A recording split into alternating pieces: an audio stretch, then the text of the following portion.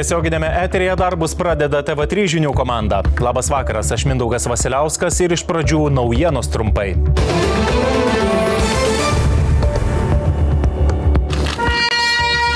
Vilniuje Lietuvos, Lenkijos ir Ukrainos prezidentų pagarba sukilimo prieš carinės Rusijos imperiją dalyviams. Saugokime laisvę. Bet kova su rusiškuoju imperializmu dar nebaigta. Jau beveik 4 metus visos Kremliaus pastangos trūksta išvykti. Amerikoje teisėsaugos reidas prieš nelegalus baigėsi dar viena tragedija. Nušautas pareigūnams dirbti trukdęs protestuotojas. O pernai iš Lietuvos dėl grėsmės saugumui išprašyti daugiau nei 1,5 tūkstančio užsieniečių. Dar šimtams neišduoti nauji leidimai atvykti į šalį. Iš Baltarusijos atvykstančių žmonių sraute yra daug pavojaus. Lenkija saugosi nuo kiniškų elektromobilių, uždraudė jiems įvažiuoti į karinės bazes, kad šie nerinktų jautrios informacijos. Galim daryti prielaidą, kad tai keliauja kažkur tai į Kiniją. Šiai dienai bet kuris naujas automobilis prilygsta smartphone'ui. Vakarinis Toyota Prius skrydis Vilniuje vertėsi judrioje gatvėje, o vairuotojas ir keleiviai Kiausiai iš tai šiuo automobiliu paspruko. Ežerus ir kūdras pavertė čiuožyklomis. Šalta žiema ne tik vargina, bet ir džiugina. Žmonės mėgaujasi šalčio malonumais. Čiuožinėja ir ant ledo, ir ant sniego miesto gatvėse. Būkit pasveikinti. Pusiaužiemio žygio keliautojai. Jo 100%, kad jūs ir šiandien pamatysim gal jį. Dėl to ir žygiuojam. Ir žygiuosime ieškoti barsukų.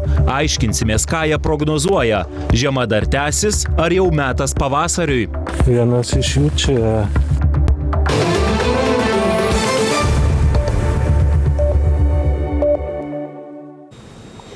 Minint 1863–64 metų sukilimo prieš Rusijos imperiją metines, Lietuvoje lankosi Lenkijos ir Ukrainos prezidentai.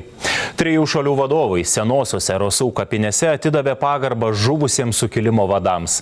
Nors tai reikšmingas bendros istorijos įvykis, Lietuvoje jis minimas kukliau, o Lenkams tai svarbi data. Kone kasmet šią progą į Vilnių atvyksta Lenkijos prezidentai. Ir nors sukilėlių laisvės kova prieš caro valdžią vyko daugiau nei prieš 150 metų, prezidentas Gitanas Nausėda tikina, kad kova su rusiškuoju imperializmu tęsiasi ir toliau. Jeigu apranga tinkama, žiemą visuomet smagu. Tik dar kartą pakartosiu gelbėtojų prašymą. Būkite atsargus tiek ir lipdami ant ledo, tiek ir čiuožinėdami snieglentėmis po miestų gatves. Tai yra kiek pavojinga. O kiek dar tęsi žiema, pabandysime išsiaiškinti su barsuku. Mat šią dieną, sausio 25-ąją, lietuviai nuo seno mini pusiaužiemį. Tai simbolinė diena, pagal kurios orus buvo sprendžiama apie tai, ko laukti toliau. Barsukas ir yra pagrindinis šios dienos orakulas, nes pagal jo elgesį sprendžiama, ar žiema dar užsibus, ar jau galima ruoštis atšilimui. Tiesa, įvairiose Lietuvos vietose barsukai elgesi skirtingai. Vienur jie dar įmigę, o kitur jau kaišioja nosis ir bando užuosti pavasarį. TV3 žinios išsiruošė į vieną iš žygių pažiūrėti, kągi prognozuoja barsukai. Rezultatai reportaže.